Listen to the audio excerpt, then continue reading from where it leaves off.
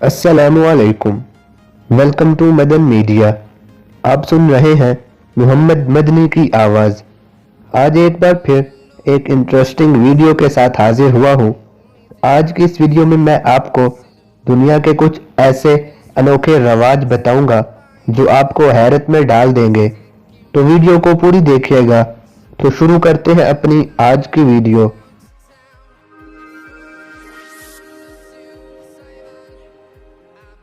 दुनिया के अंदर हर तरह के लोग पाए जाते हैं जो कि अलग-अलग तहजीब और माशरत से ताल्लुक़ रखते हैं।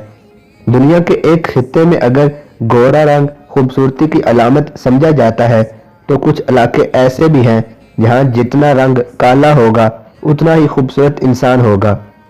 ऐसे ही कुछ अजीबो गरीब रवाज के बारे में हम आपको आज बताएंगे। नंबर 1 पर है बिजनेस मीटिंग की बेहतरीन जगह ऑफिस के बजाय सवाना बाथ। फिनलैंड का ताल्लुक दुनिया के उन ममालिक में होता है जिसमें सवाना बाथ बहुत अहमियत की हामिल जगह है। इसकी अहमियत का अंदाज़ा इस बात से लगाया जा सकता है कि फिनलैंड के लोग बड़ी कारोबारी मीटिंग के लिए बड़े बड़े होटल जाने के बजाय सवाना बाथ जाना पसंद करते हैं, जहां सुकून और आरामदेह माहौल में वो कारोबारी डील को फाइनल करते हैं। नंबर 2 पर है शादी के बाद गुस्ल खाने जाना मना है। इंडोनेशिया के एक कबीले टेडोंग जहां पर एक बहुत ही अजीब रवाज है। यहां पर शादी के बाद 3 दिन तक दूल्हा और दुल्हन को बाथरूम जाना मना होता है।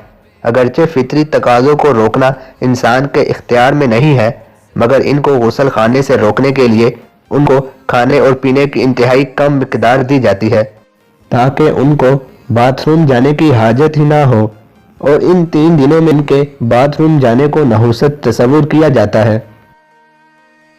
नंबर 3 पर है एक दूसरे को थूक कर नेक ख्वाहिशात देना। दुनिया भर में थूकना तहजीब के मुनाफी समझा जाता है, मगर दुनिया का एक हिस्सा ऐसा भी है जहां पर किसी से भी मिलने से कबल या हाथ मिलाने से कबल अपने हाथों पर थूक कर इसको थूक से पाक किया जाता है। इसके बाद किसी से हाथ मिलाया जाता है। यही अमल नौ बिहाता जोड़े को नेक ख्वाहिशात देने से कबल और नए पैदा होने वाले बच्चे को पैदाइश के मौका पर दुआ देते हुए भी किया जाता है। नंबर 4 पर है शादी से पहले ही बर्तन तोड़ने। जर्मनी में एक रवाज ऐसा भी है जिसमें शादी से 1 हफ्ता कबल सारे अजीजो अकारब दूल्हे और दुल्हन के घर मिट्टी के बर्तन लेकर पहुंचते हैं और वहां ले जाकर ये बर्तन तोड़े जाते हैं। इसके बाद दूल्हा और दुल्हन मिलकर इन बर्तनों के टूटे टुकड़े जमा करके सफाई करते हैं।